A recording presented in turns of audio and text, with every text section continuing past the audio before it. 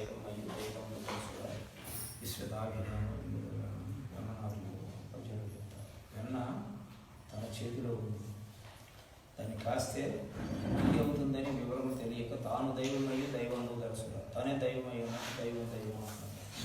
ఈ పద్యం జరుగుతున్నారు. అంటే మనలోనే దైవం ఉంది, దాన్ని నేను పొందాలి అన్నటువంటి సంకల్పంతో ఎవరు గురువులు చేస్తారు. ప్రతి వాళ్ళందరూ కూడా బయటికే వెళ్ళిపోతారు. బయట అక్కడ ఇక్కడ చెప్పేసి పుస్తకాలు పూజలు చేసుకుంటూ బయటకు వెళ్తారు. యోగి అనేవాడే తన హృదయంలోనే చేస్తాడు. పాషాణ లోహ మణి మృణ్మయ విగ్రహేషు పూజ పునర్జనన గోపరి మూర్ఛోయం సుహృదయార్చనం బాహ్యార్చనం పరిచేసేది. పొయ్యితో చేసిన మణి మృణ్మయం మట్టితో చేసినటువంటి లోహాలతో చేసినటువంటి విగ్రహాన్ని పూజ చేస్తారట. అటువంటి వాళ్ళు పూజ చేసిన వాళ్ళు పునర్జన్మకు వస్తారట. బాహ్యార్చనం పరిత్యజే స్వహృదయార్చనం, బాహ్యార్చనం పరిత్యజించి అర్చన ఎవరైతే చేస్తారో అటువంటి వారికి ఆత్మతత్వం పొందబడుతుందని శంకరాచార్య వారు కూడా వివేకాచరణలో బాహ్యం నిరుద్దే మనసా ప్రసన్నత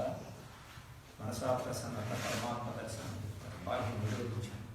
మనస్సు ఎప్పుడైతే బయటకు వచ్చిందో పొల్యూషన్ అయిపోతుంది.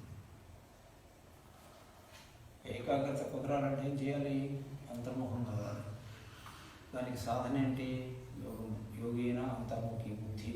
యోగం ద్వారా బుద్ధి అంతర్ముఖం బుద్ధి చేత యోగము అంటే ప్రాణాపానయోరైత్యం స్వరజోరస్వస్తదా సూర్యచంద్రమసోయోగో జీవాత్మ పరమాత్మను యావహి ద్వంద్వజాలస్య సంయోగో యోగ ఉచితే అని త్రిశిఖ బ్రాహ్మణ ఉపనిషత్తులు చెప్పారు. ఏదైతే ప్రాణం అపాన కలిగి అది యోగం. స్వరజో రేతస్వస్తత రేతస్వ రజస్సు పూర్వమధ్య స్థితం సుఖమై. ఇక్కడ పురుష బీజం ఉంది, ప్రతిస్తాన్ని సిద్ధుల రథ సంఖ్యాస రవిస్తానం స్థితం రజ. ఇక్కడ రజస్సు స్త్రీ బీజం ఉంది. ఈ రెండింటి కలిగికే యోగం. జీవాత్మ పరమాత్మను పూర్వమధ్య విశేష చంద్ర హృదయస్థానే దివాకర. ఇక్కడ చంద్రుడు ఉన్నాడు, ఇక్కడ సూర్యుడు ఉన్నాడు. వీళ్ళిరువురు కలిగే యోగం.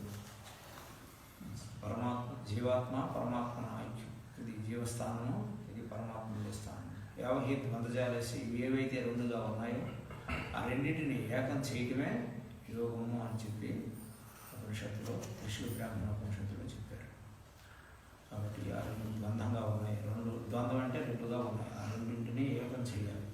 ఏదైతే ప్రాణాపానం కలిగితో, ఏదైతే యజోరేతస్సు కలిగిందో, ఏది సూర్యచంద్రుల ఐక్యమో, ఏది జీవాత్మ పరమాత్మ ఐక్యమో, ఏవహి ద్వంద్వజాలస్య ఏవైతే రెండుగా ఉన్నాయో ఆ రెండింటినీ సంయోగో యోగ ఉచితే. ఆ రెండింటిని కలపడమే యోగము అని చెప్పారు.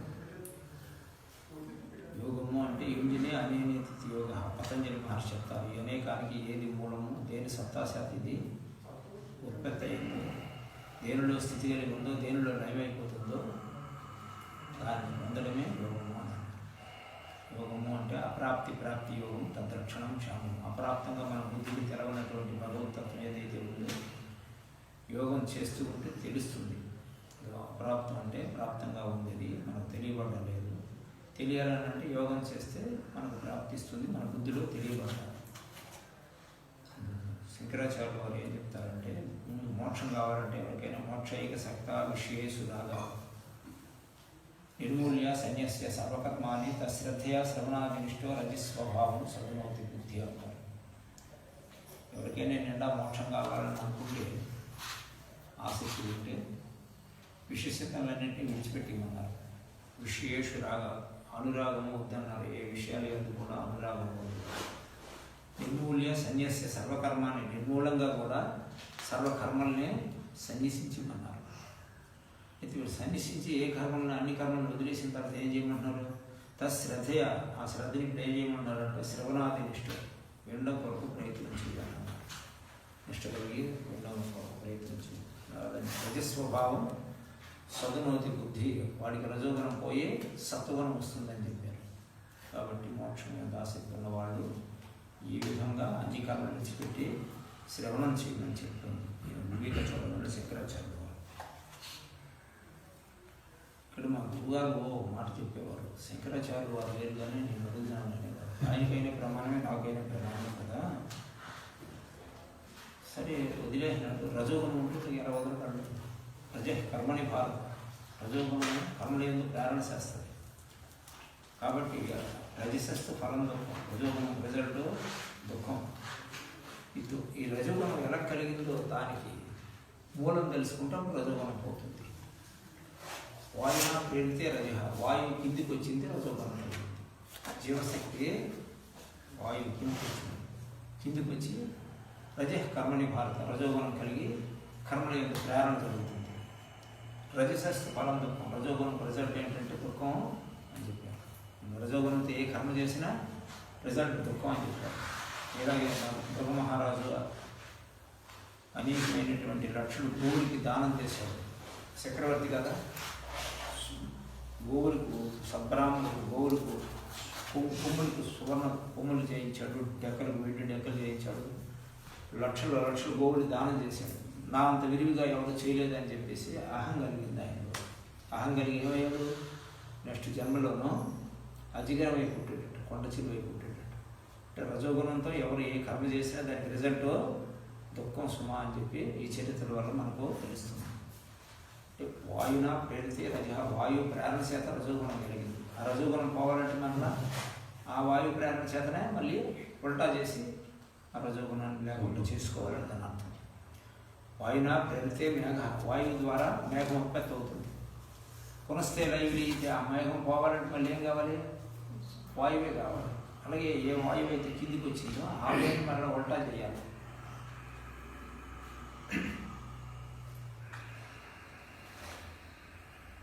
అప్పుడు ఏమవుతుంది, రజోగుణం అవుతుంది. అందుకు రజోగుణం పోవాలని అంటే మళ్ళీ వాయువునే, ఏ వాయువు అయితే కిందికి వచ్చిందో రజోగుణం కలిగిందో ఆ వాయువుని మరలా ఉల్టా చేసి ఊర్ధానికి తిప్పి సాధన చేయాలి. దానినే అభ్యాస వైరాగ్యత నిరోధ అంటారు పతంజలి మహర్షి. అభ్యాసం చేతను వైరాగ్యం చేతను తన మనసును తాను నిరోధించవచ్చు అంటారు. అభ్యాసం కావాలి, వైరాగ్యం కావాలి. ఏంటి అభ్యాసం? యోగము అభ్యాసం. అంటే యోగం అంటే పరమాత్మను పొందేదానికి చేసే ప్రక్రియకే యోగము అంటారు. యోగం వల్ల ఏమవుతుంది, యోగ చిత్తవృత్తి నిరోధ, చిత్తానికి ఉన్నటువంటి వృత్తులు నిరోధింపబడతాయి అని పతంజలి చెప్తారు. దీన్నే అభ్యాస యోగం అంటారు. అందరికీ ప్రశ్న ఏంటి, మనస్సు చంచలంగా ఉందని ప్రశ్న. ఎవరు పండితుడి దగ్గర నుండి పామరుడి వరకు ఒక ప్రశ్న అర్జునుడు అందరి తరపున వేశాడు. 6వ అధ్యాయంలో ఆత్మ సంయమయోగంలో చంచలమే మన కృష్ణ, చంచలమైనటువంటి మనస్సు. ప్రమాదీని బలవద్దు తస్యాహం విగ్రహం మన్యే వాయువురేవ శ్రీదుష్కరం. అర్జున్, కృష్ణ మిగుల మనస్సు చంచలమైనటువంటిది, ప్రమాదకరమైనటువంటిది, అవసరం లేని విషయాలన్నింటి మీద కూడా వెళుతుంటుంది. ప్రమాదకరమైనటువంటిది, దృఢమైనటువంటిది, దాన్ని ఛేదించడం చాలా కష్టం. అవసరం లేని విషయాలన్నింటినీ కూడా అవలోకనం చేస్తుంటుంది. తస్యాహం నిగ్రహం మన్యే వాయువురేవ శ్రీదుష్కరం. ఈ మనసును నిగ్రహించడం మహా కష్టం అని అడుగుతాడు. ఎవరు? అర్జునుడు. అడిగితే ఆయన ఏమంటాడు కృష్ణుడు, అసంశయం మహాబాహో, అర్జున సందేహం లేదు, నీవన్నది ఓకే కరెక్టే. మనోదూరిని గ్రహించడం, మనసులను గ్రహించడం మహా కష్టం. అంటే ఈ ప్రశ్న ఎవరికి? పామరుడి దగ్గర నుండి పండితుల వరకు కూడా కరెక్ట్ ప్రశ్న వేసాడు. ఎప్పుడో వేశాడు. భగవద్గీతలో 6వ అధ్యాయంలోనూ 6000 సంవత్సరాల క్రితమే ఈ ప్రశ్న వేశారు. అందరి ప్రశ్న కూడా ఇదే. నా మనస్సు నిశ్చలం అయిపోయిందని ఎవడు కూడా, ఎంత పండితుడైనా సరే, ఎంత ఘనాపాటి అయినా ఎవరు కూడా చెప్పలేరు. ఎందుకు అంటే మనస్సు మిగిలి చంచలమైంది, దాన్ని నిగ్రహించడం మహా కష్టం అని ఆయన ఏమంటాడంటే, అసంశయం మహాబాహో, సందేహం లేదు, నీవన్నది కరెక్టే, కానీ అభ్యాసేన కౌంతేయ వైరాగ్యేన సగృహ్యతే. అభ్యాసం చేతనం వైరాగ్యం చేతనం మనస్సును నిరోధించవచ్చు అని అన్నారు. కాబట్టి పతంజలి మహర్షి కూడా అదే చెప్పారు, అభ్యాస వైరాగ్యత నిరోధ. తన మనసును నిరోధించాలంటే అభ్యాసం వైరాగ్యం ఉండాలి. అంటే అభ్యాసం అంటే ఏం చేయాలి? ఈ వాయువునే అభ్యాసం చేయాలి. మనస్సు దేని వల్ల ఏర్పడ్డది? వాయువు చేతనే. చెలేవాతే చెలేవిందు. వాయువు చెలిస్తుంటే మనస్సు చెలిస్తుంది, మనస్సు చెలిస్తుంటే వాయువు చెలిస్తుంది. అందుచేత ఆ వాయువుని కంట్రోల్ చేసేది విద్యే యోగము. మనస్సు దేని వల్ల ఏర్పడ్డది? వాయు చలనం వల్లే మనసు ఏర్పడ్డది. చిత్త స్పందనం భవతి కర్మ. చిత్తం అంటే ఏమిటి? మనస్సు. కర్మలు స్టార్ట్ అవుతున్నాయి. మనస్సు వచ్చింది, మనస్సు సంకల్పిస్తుంది, దానివల్ల వృత్తిలోకి వెళ్ళిపోతుంటాం. కర్మ స్టార్ట్ అయింది. మంచి కర్మయోగము అంటే ఏమిటి? వాయువుని ఉల్టా వేసి ఊర్ధానికి తిప్పి పరమాత్మ తత్వాన్ని పొందడమే కర్మయోగం. కర్మ అంటే వాయువు అని అర్థం. శరీరం స్థూలము అన్నటువంటి శరీరంలో జీవశక్తి అన్న తైలం నింపి జ్ఞానం అన్న జ్యోతిని వెలిగించుకుంటాడు. ఎవడు? యోగులైనటువంటి వాడు. ఈ శరీరం అన్నదే ఈ ఫిజికల్ బాడీ వెలుగ. ఇందులో జీవశక్తి అన్న తైలమే నింపాలి. సర్వనాడుల్లో కూడా ఆ జీవశక్తిని నింపాలి. మదనం చేస్తే ఆ లోపల ఉన్నటువంటి డస్ట్ అంతా కూడా బయటికి పోయి శరీరం అంతటా కూడా ఆక్సిజన్ నిండుకుంటుంది. అప్పుడు కుమించిన వాయువునే భక్షిస్తాడు. ఆ కుమించిన వాయువుని ఎవడైతే భక్షిస్తాడో వాడికి దాన్ని అందుకే అక్షయమైన ఆహారం కొరకు పాటుపడులు, రోగభూయిష్టమైన ఆహారం కొరకు పాటుపడుకులనే యేసుప్రభు చెప్తారు. అక్షయమైన ఆహారం అంటే ఏమిటి? మన లోపలనే ఈ కుమించిన వాయువుని భక్షించాలి. కుంభక స్థితి ఎప్పుడు వస్తుంది? అపానం తగ్గిపోతే రాను రాను కూడా ప్రాణశక్తి ఊర్ధ్వానికి పోయి నెత్తిలో ఉన్నటువంటి వాటర్ అంతా కరిగిపోతాయి. మెదడులో కూడా వాటర్ ఉంటుంది. అంతర్మథనం వల్ల ఆ వాటర్ కరిగిపోతే రసమని అన్నారు దాన్ని శివానంద పరమేశ్వరు. రసమని అంటే అందులో ఉన్న వాటర్ కరిగిపోతే ఊర్ధ్వరేతస్సు అవుతుంది. ఊర్ధ్వరేతస్సు అయ్యి వీర్యము గట్టిపడతారు. దాన్నే ఊర్ధ్వరేత విరూపాక్షాయ మౌన్నమః అన్నారు. దాన్ని ఎవరికి వారు బ్రహ్మకపాలంలో పిండం వేసుకోవడం అని చెప్పారు. బ్రహ్మకపాలంలో ఎవరికి వారు పిండం వేసుకుంటే మొత్తం అది అది ద్వైతం. ఈ బ్రహ్మకపాలంలో యోగం ద్వారా ఎవడైతే ఊది ఊది ముద్ద కట్టించి ఊర్ధ్వరేతస్సు చేస్తాడో వాడే ఊర్ధ్వరేతస్సు ఎప్పుడైతే చేస్తాడో వాడు ఈశ్వరుడు. ఊర్ధ్వరేతస్సు ఏంటి? సృష్టి లైవ్. అధోరేతస్సు సృష్టి. అంచేత ఊది ఊది ముద్ద కట్టించాలి. బయట ఊదితే లోహాలు కలుగుతాయి, లోపల ఊదితే లోకాలు కలుగుతాయి. యోగి వేమన్న చెప్తారు. అందుకే యోనిలోన పుట్టి యోనిలోన పెరిగి యోనిలోన తెలుగు కానలేదు యోని చూసి పరమ యోగం మనసిరా విశ్వదాభిరామ వినరవేమని వేమన్న గారు ఒక చెప్తారు. యోని అంటే మనసు పుట్టిన చోటు. మనస్సు పుట్టి బయటకు వచ్చింది. నుంచి ఇంద్రియాల ద్వారా సంయోగం చెంది ప్రపంచాన్ని చూసి తాను కూడా తాను మర్చిపోయాడు. ఆ యోనిలోన ఆ బ్రహ్మనాడిలో పుట్టినటువంటి మనస్సు మర్మం తెలుసుకోలేక, యోనిలోన తెలుగు కానలేక, యోని చూసి పరమ యోగం మనసు ప్రకృతిని చూసి పరమాత్మను మర్చిపోయాడు. అందుచేత మళ్ళీ ఆ యోనిలో తెలుగు తెలియాలంటే ఏం చేయాలి? ఎక్కడి నుండి వచ్చిందో జీవుడు అక్కడికే పంపిస్తే అప్పుడు యోనిలో తెలుగు తెలుస్తాడు.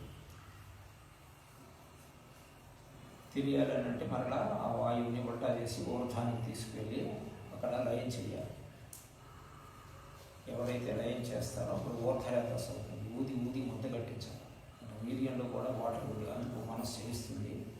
ప్రకృతి వంక వచ్చేసినాడు. మళ్ళీ ఊర్ధ్వానికి తిప్పి ఊర్ధ్వరేతస్సు చేయాలి. అధోరేతస్సు సృష్టి, ఊర్ధ్వరేతస్సు లయం. సృష్టి లయం అయిపోతుంది. చేత బాగా బయట ఊదితే లోహాలు కలుగుతాయి అంటాం. లోపట ఊదితే లోకాలే కరిగిపోతాయి అంటాం. లోకంబులు లోకేశులు లోకస్తులు తెగిన తుది అలోకంబులు పెంచీకటి కవల ఏకాకృతి వెలుగుచుంటూ వారినే సేదుతుంది అని భాగవతంలో చెప్తారు. లోకంబులు భూలోకము, స్వర్గలోకము, ఆలోకం అని అంటారు కదా, అది ఒక భ్రాంతి అని అంటున్నాను. లోకేశులు బ్రహ్మ విష్ణు మహేశ్వరుడు దేవతలు అని అంటారు, అది ఒక భ్రాంతి అని అంటున్నారు. లోకస్తుడు ఈ సమాజంలో ఉన్న లోకంలోకి వచ్చి అది ఇది అని అన్నీ తాను సంబంధం ఏర్పాటు చేసుకుంటున్నాడు జీవుడు. ఇది కూడా ఒక భ్రాంతి అని అంటున్నారు. లోకేశులు అనేది ఒక భ్రాంతి, లోకములు అనేది ఒక భ్రాంతి, స్వర్గం అనేది భ్రాంతి, మోక్షం అనేది భ్రాంతి, బంధం అనేది కూడా భ్రాంతి. తెగిన తుది అంటే ఆ భ్రాంతి ఎవరికైతే పోతుందో తెగిన తుది అలోకంబగు చీకటి కావాలా, గాఢమైనటువంటి చీకటి కావాలా, ఏకాకృతి వెలుగుచుండు వాణిని సేవిస్తుంది. అంటే ఒకే ఆకృతితో వెలుగుతుంది, దాన్ని మనం సేవిస్తాము. నిష్ఠలో ఏమంటున్నామో దాన్ని చూడడానికి ప్రయత్నం చేస్తున్నాం. అది ఎవరైతే చూస్తారో వాళ్ళకు ఆత్మకు సాక్షాత్కారం, చూసేది చూడబడి ఒకటైపోతుంది. దాన్ని ఆత్మ సాక్షాత్కారం అంటారు. సాధన ఎంతవరకు అని ప్రశ్నిస్తే చూసిన వరకే సాధన, దాన్ని చూసినంత వరకే సాధన. చూసిన మది అందు దోసి సులభం బహుళం, చూసిన తర్వాత అదిలోనూ సులభం అయిపోతాయి. కాసుకు సద్గురిని కోరి కనరావేమ, సద్గురుని కోరి దాన్ని చూడరానుకున్నాను వేమంగా. అసతో మా సత్యమయ తమసో మా జ్యోతిర్గమయ. భగవంతుడు ఎవరు?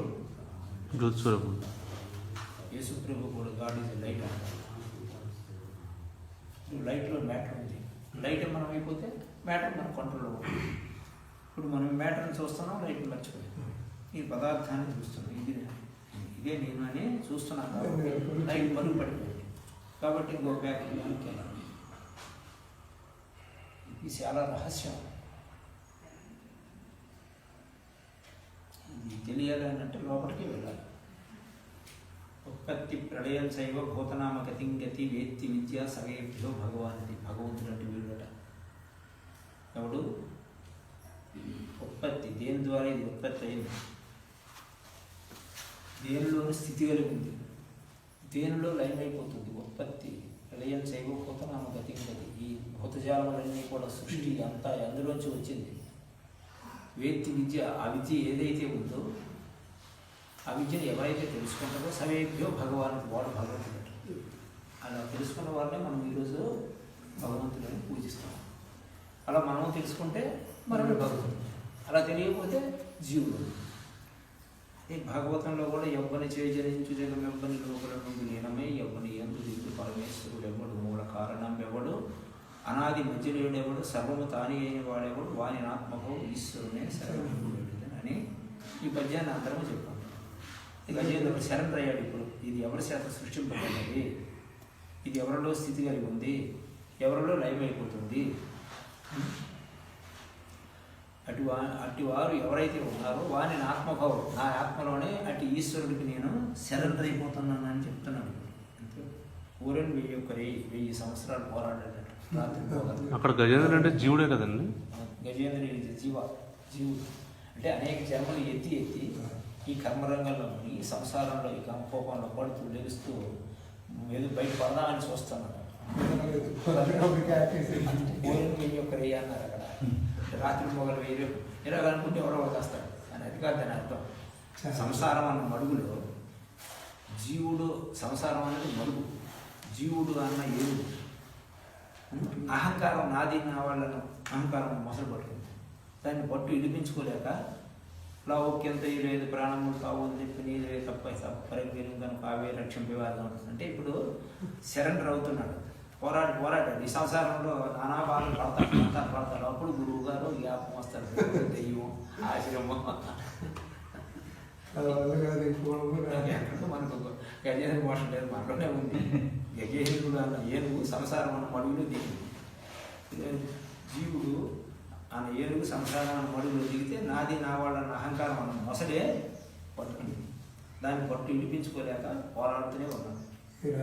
ఉన్నప్పుడు గురువుగారు జ్ఞాపకం వస్తారు. గురువుగారు ఉన్నారు అక్కడ అని వెళ్తాడు. వెళ్ళి ఏదో గంట గడి గడుపుతాడు. తర్వాత మరి సంసార కోపంలో పడిపోతాడు. అందుకు పోరేను 1000 సంవత్సరాలు రాత్రి పొగలు పోరాడాడట. అంటే అర్థం ఏంటి? జీవుడు అన్నవాడు పునరపి జననం పునరపి మరణం, పుడుతున్నాడు, చస్తున్నాడు. ఇలా బహుజన్మలు గడిచిపోయింది. ఏదో ఒక జన్మకి అప్పుడు ఒక శక్తి విశ్వంలో ఉంది, దాన్ని తెలుసుకోవాలనే తపన కలిగి గురువు దగ్గరికి వెళ్తాడు. అప్పుడు గురువు ఉపదేశం కొరకు ప్రయత్నం చేస్తాడు. ఏంటి రహస్యం అని అవలోకన చేయడానికి మనస్సు సంకల్పం కలుగుతుంది. అప్పుడు వెళ్తాడు. అంతవరకు కూడా ఆయనలోనే మయ్యేమి సకలం జాతం మై సర్వం ప్రతిష్ఠితం మై సర్వం లైవ్యాంతి కైవల్యోపనిషత్తు ఈశ్వరుడు చెప్తాడు. పార్వతి మయ్యేమి సకలం జాతం, ఈ సమస్తం కూడా మాయలోనే పుట్టింది. మై సర్వం లయం యాంతి, మళ్ళీ ఇదంతా ఎందులో ఏమైపోతుంది? మాయలోనే చేత మాయలోనే పుట్టింది, మాయలోనే పెరిగింది, మరి మాయలోనే లయమైంది. దీనికి సిద్ధవేదంలో స్వామి వారు ఉపమానం కూడా చెప్తారు. మాయ ఎక్కడి నుండి వచ్చింది? మాయ వాయు రూప మాయ. ఈ వాయువు బయటకు వచ్చింది జీవశక్తి, బయటకు వచ్చి జీవుడు అన్నాడు దాన్ని. జీవుడు లేడు, ఇక్కడి నుండి ఇటు వచ్చేసరికి జీవుడు, సదాశివుడికి జీవుడు అని నామకరణం చేశాడు. మళ్ళీ తన స్వస్థానంలోకి ఇప్పుడైతే తురియంలోకి జీవుడు. అందుకే మనము ఊర్ధానికి ప్రయత్నం చేస్తున్నాం. ప్రతి ఒక్కడు కూడా పంచముద్రలో కూడా అందరూ లోపలికి చూస్తున్నారు, బయటికి చూస్తున్నారు. అంటే అక్కడ వస్తువు ఉంది కానీ చూసి చూడలేకపోతున్నారు. చూడలేక చేతగాక బయటకు వచ్చేస్తున్నారు, ఉండలేకపోతున్నారు. ఎందుకు ఉండనివ్వడు కదా? నువ్వు నాకు ఇష్టం పరిశుద్ధి రూపం అని అన్నారు. మనం ఇష్టమైన కానీ పరిశుద్ధత చెందాలి, పరిశుద్ధి కావాలి. పరిశుద్ధులు అయితేనే ఇక్కడ మనం ఉండగలుగుతాం, లేకపోతే పైకి నెట్టేస్తారు. స్వామివారు సిద్ధవేదంలో ఒక కొండ ఉంది, ఆ కొండ నిండుగా ఏవో పొలలు వేసాము, దాన్ని అగ్గి పెట్టాము. అవన్నీ కూడా మగ్గిపోయినాయి, మగ్గిపోయి శుభ్రంగా మాడిపోయి పొగ కొండ నిండా తయారైపోయింది. ఆ కొండకు మూత కవర్ చేసాం, మూత కట్టేసాం. ఆ కొండను తీసుకెళ్ళి రూములు పెట్టాం. ఇప్పుడు కొండ ఎక్కడుంది? గదిలో ఉంది. ఆ కొండకు మూత ఇప్పించాము, కిటికీలు తలుపులు అన్నీ కూడా ఓపెన్ చేసాం, క్లోజ్ చేసాం. బయటకు వచ్చాం. బయటకు వచ్చి కాసేపు పోయిన తర్వాత రూమ్ తలుపు తీసి చూశాను. కొండ ఎక్కడ ఉంది? మొదట ఎక్కడ ఉంది? మొదట పొగ కొండలో ఉంది. ఇప్పుడు అందులో నుంచి వచ్చిన పొగే ఆ కొండ కనపడకుండా, అదే మాయ వాయు రూపం అంటే కొండలో నుంచి వచ్చినటువంటి వాయువే మరణ కనబడ కప్పించింది, ఆ కొండ కనపడమని కప్పించింది. అలాగే మాయ ఈ శబ్ద స్పర్శ రూపరసలు అందానంటే పంచేంద్రియాదుల ద్వారా బయటకు వచ్చి మాయలో పడ్డాం. సూర్యుడు వేడికి వచ్చిన మేఘాలు సూర్యుడు కనపడకుండా అలాగే చేత ఏంటంటే మాయ వాయు రూపమాయ అంటాడు వేమన్న. ఎందుకు? గాలిలోన పుట్టి గాలిలోన పెరిగి గాలిలోన తిరుగు కానలేదు, ముక్కులోన గాలి ముక్తికి త్రోవయా విశ్వదాభిరా. ముక్కు సూటిగా చెప్పాడు. ఎవరికి అర్థమవుతుంది? ఎవరో సాధకుడికి ఇలాంటి అర్థమవుతాయి కానీ సాధన లేనప్పుడు పింఛెత్తు కూడా అర్థమవుతుంది. ఏదో చెప్పుకుంటూ ఉంటాడు. గాలిలోనే కలుపుకుంటాడు. గాలి పెరుగుతాము, గాలిలోన తెలుగు కానలేదు, ముక్కులోన గాలి ముక్తికి త్రోవయా విశ్వదాభిరామం. బట్ మన గురువుగారు చెప్పింది అదే కదా, మీకు చెప్పింది నేను అదే కదా, ఇంకా అంతకంటే ఇంకేం చెప్తాము. దానికి ఏంటంటే బలపరచడం కొరకు ఇవన్నీ. అర్థమైంది కదా? దాన్ని బలపరచడం కొరకు సాధన వైరాగ్యం. సాధన చెప్పేశారు, వైరాగ్యం ఎక్కడ? వైరాగ్యం సాధన చేస్తూ వస్తాం. ఊర్ధన్ అసంశయ అన్నారు కదా, ఊర్ధాన్ని జీవుడు కూతుంటే సందేహం నివారణ. శ్రవణం చేయాలి, గురువక్ర స్థితావిద్య గురుముఖంగా వినాలి. వింటుంటే నిత్య అనిత్య వస్తువేకం తెలుస్తుంది. సాధన చతుష్టి సంపత్తి ఉండాలి సాధకుడికి. గురువు దగ్గరికి వెళ్ళి సాధన చతుష్టి సంపత్తి నేర్చుకోవాలి. ఏంటి? సాధన చతుష్టి ఏమంటే నిత్య అనిత్య వస్తువేకం ఒకటి. ఏది నిత్యమో ఏది అనిత్యం అని తెలియాలి. నిత్యమైనటువంటిది ఎప్పుడు ఎల్లవేళ నాశనం అయినటువంటి సత్పదార్థం ఉందని తెలిసినాడే దాన్ని కొరకు ప్రయత్నం చేస్తాడు ఎవడైనా సరే. ఇదేది కనిపిస్తున్నదే నిత్యం అనుకుంటే దీని మీదే ప్రాపర్ అవుతాడు. అందుకే దాని మీద జీవాన్ని నామకరణం చేశాడు. దాన్ని ఏమైనా శ్లేష్మంలో బట్టి ఏగలా కొట్టుకుంటున్నాడు ఈ జీవుడు. కఫం ఊమిస్తే దాంట్లో పట్టగలుగుతాడు, రెక్కలు అంటుకుంటే మరి అలాగే ఉంటుంది కదా. చతుష్టయం చెప్తున్నాను. సాధన చతుష్టి నిత్య అనిత్య వస్తువేకం. ఏది నిత్యం ఏది అనిత్యం అని తెలియాలి. ఇహ అమూత్ర ఫలభోగ విరాగం. ఇహ అంటే ఈ లోకంలోనూ స్వర్గభోగ భాగ్యాలు, బ్రహ్మ మొదలైనటువంటి భోగభాగ్యాలు కాకవిష్టాయం.